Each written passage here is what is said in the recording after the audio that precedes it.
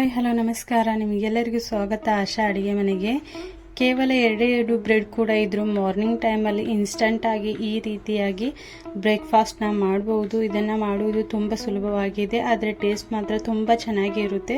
ಒಂದು ಸರ್ತಿ ಟ್ರೈ ಮಾಡಿ. ವಿಡಿಯೋ ಇಷ್ಟವಾದರೆ ಲೈಕ್ ಮಾಡಿ, ಶೇರ್ ಮಾಡಿ, ಸಬ್ಸ್ಕ್ರೈಬ್ ಮಾಡೋದನ್ನು ಮರಿಬೇಡಿ. ಹಾಗಾದರೆ ಇದನ್ನು ಯಾವ ರೀತಿ ಮಾಡಬೇಕು ಅನ್ನೋದನ್ನು ನೋಡೋಣ ಬನ್ನಿ. ಇದನ್ನು ಮಾಡಲಿಕ್ಕೆ ಎಲ್ಲಕ್ಕಿಂತ ಮೊದಲು ಒಂದು ಬೌಲ್ಗೆ ನಾವು ಇಲ್ಲಿ ಒಂದು ಈರುಳ್ಳಿನ ಸಣ್ಣಗೆ ಕಟ್ ಮಾಡಿ ಹಾಕಬೇಕು. ಅದರ ನಂತರ ನೋಡಿ ಒಂದು ಟೊಮೆಟೊ ಕೂಡ ಕಟ್ ಮಾಡಿ ಹಾಕ್ತಾ ಇದ್ದೇನೆ. ಇದಕ್ಕೆ ನಾವು ಒಂದು ಅರ್ಧ ಕಪ್ಪದಷ್ಟು ನಾವು ಇಲ್ಲಿ ಕೊತ್ತಂಬರಿ ಸೊಪ್ಪನ್ನು ಹಾಕಬೇಕು.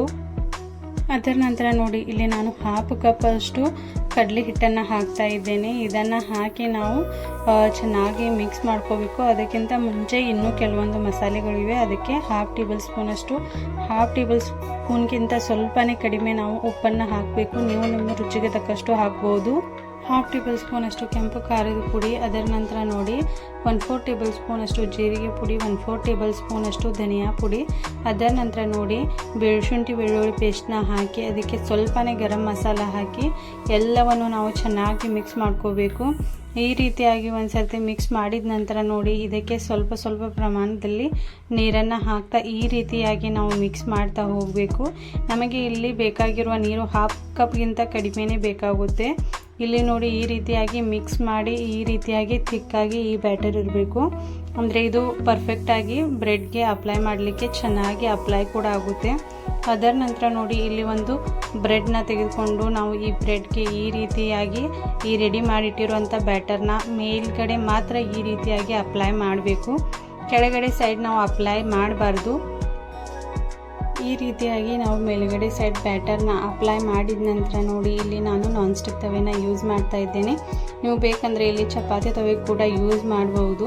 ಇಲ್ಲಿ ಹಾಫ್ ಟೇಬಲ್ ಸ್ಪೂನ್ಗಿಂತ ನಾವು ಕಡಿಮೆ ಆಯಿಲ್ನ ಹಚ್ಚಿ ಇದಕ್ಕೆ ನಾವು ಮೇಲ್ಗಡೆ ಸೈಡ್ ಅಪ್ಲೈ ಮಾಡಿರುವ ಸೈಡ್ನ ತವೆ ಮೇಲೆ ಹಾಕಿ ಕೆಳಗಡೆ ಸೈಡ್ ನಾವು ಅಪ್ಲೈ ಮಾಡಿರ್ಕಿಲ್ಲಲ್ವಾ ಅದನ್ನು ಕೂಡ ನಾವು ಈ ಬ್ಯಾಟರ್ನಿಂದ ಈ ರೀತಿಯಾಗಿ ಅಪ್ಲೈ ಮಾಡಬೇಕಾಗುತ್ತೆ. ಕಡಲೆ ಹಿಟ್ಟಿನ ಬ್ಯಾಟರ್ನ ಎಲ್ಲವನ್ನು ಬ್ರೆಡ್ನ ಮೇಲ್ಗಡೆ ಸೈಡ್ ಕೂಡ ಈ ರೀತಿಯಾಗಿ ಅಪ್ಲೈ ಮಾಡಿ ಎರಡು ಕಡೆ ಚೆನ್ನಾಗಿ ನಾವು ಈ ರೀತಿಯಾಗಿ ಅಪ್ಲೈ ಮಾಡಿದ ನಂತರ ಗ್ಯಾಸ್ನ ಮೀಡಿಯಂ ಫ್ಲೇಮಲ್ಲಿ ಇಟ್ಟು ಎರಡು ಸೈಡ್ ಚೆನ್ನಾಗಿ ಇದನ್ನು ಬೇಯಿಸಬೇಕಾಗುತ್ತೆ. ಇಲ್ಲಿ ನೋಡಿ ಈ ರೀತಿಯಾಗಿ ನಾನು ಮೇಲ್ಗಡೆ ಸೈಡ್ ಚೆನ್ನಾಗಿ ಅಪ್ಲೈ ಮಾಡಿದ್ದೇನೆ. ಇನ್ನು ಸ್ವಲ್ಪನೇ ಆಯಿಲ್ ಸೈಡ್ನಿಂದ ಹಾಕ್ತಾ ಇದ್ದೇನೆ. ಈ ರೀತಿಯಾಗಿ ಎರಡು ಸೈಡ್ನಿಂದ ಚೆನ್ನಾಗಿ ನಾವು ಇಲ್ಲಿ ಇದನ್ನು ಬೇಯಿಸಬೇಕಾಗುತ್ತೆ. ಈ ರೀತಿಯಾಗಿ ಗ್ಯಾಸ್ನ ಮೀಡಿಯಂ ಫ್ಲೇಮಲ್ಲಿ ಇಟ್ಟು ಇದನ್ನು ಚೆನ್ನಾಗಿ ಬೇಯಿಸಿ ತಿಂದರೆ ಬ್ರೇಕ್ಫಾಸ್ಟ್ ತುಂಬಾ ಟೇಸ್ಟಿಯಾಗಿರುತ್ತೆ. ಇದು ಮಾಡೋದು ಕೂಡ ತುಂಬಾ ಈಸಿ ಇದೆ, ಇನ್ಸ್ಟಂಟ್ ಕೂಡ ಇದೆ. ಮಾರ್ನಿಂಗ್ ಎಷ್ಟೇ ಲೇಟಾಗಿ ಎದ್ದರೂ ಅಥವಾ ಏನಾದರೂ ಗಡಿಬಿಡಿಯಲ್ಲಿ ನೀವು ಮಾಡಬೇಕಂತ ಇದ್ದರೆ ಈ ರೀತಿಯಾಗಿ ಮನೆಯಲ್ಲಿ ಬ್ರೆಡ್ ಇಟ್ಟಿದ್ರೆ ಈ ರೀತಿಯಾಗಿ ಈಸಿಯಾಗಿ ಬ್ರೇಕ್ಫಾಸ್ಟ್ನ ನೀವು ತುಂಬಾ ಈಸಿಯಾಗಿ ಮಾಡ್ಬೋದು. ಇದೇ ರೀತಿ ಉಳಿದಿರುವ ಎಲ್ಲ ಬ್ರೆಡ್ಗಳನ್ನ ನಾನು ಈ ರೀತಿಯಾಗಿ ಅಪ್ಲೈ ಮಾಡಿ ಚೆನ್ನಾಗಿ ಈ ಬ್ರೇಕ್ಫಾಸ್ಟ್ನ ರೆಡಿ ಮಾಡಿ ಕಂಪ್ಲೀಟ್ ಮಾಡಿದ್ದೀನಿ. ಇದೇ ರೀತಿಯಾಗಿ ನೀವು ಕೂಡ ಇನ್ಸ್ಟಂಟ್ ಆದ ಬ್ರೆಡ್ನ ಬ್ರೇಕ್ಫಾಸ್ಟ್ ತುಂಬಾ ಈಸಿಯಾಗಿ ಮನೆಯಲ್ಲಿ ಮಾಡಿ ತಿನ್ನಿ. ಹೇಗಾಗಿದೆ ಅಂತ ಕಮೆಂಟ್ ಮಾಡಿ ಹೇಳಿ. ವಿಡಿಯೋ ಇಷ್ಟವಾದರೆ ಲೈಕ್ ಮಾಡಿ, ಶೇರ್ ಮಾಡಿ, ಸಬ್ಸ್ಕ್ರೈಬ್ ಮಾಡೋದನ್ನು ಮರಿಬೇಡಿ. ಸಬ್ಸ್ಕ್ರೈಬ್ ಮಾಡಿದ ನಂತರ ನೋಡಿ ಬೆಲ್ ಐಕಾನ್ನ ಒತ್ತಿ. ಇದರಿಂದ ಎಲ್ಲಕ್ಕಿಂತ ಮೊದಲು ನನ್ನ ವಿಡಿಯೋಸ್ಗಳನ್ನು ನೀವು ನೋಡ್ಬೋದು.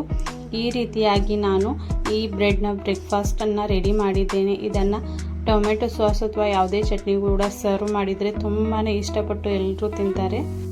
ಈ ರೀತಿಯಾಗಿ ಹೊಸ ವಿಡಿಯೋಗಳಿಗೋಸ್ಕರ ನನ್ನ ಚಾನಲ್ನ ಸಬ್ಸ್ಕ್ರೈಬ್ ಮಾಡೋದನ್ನು ಮರಿಬೇಡಿ. Thank you.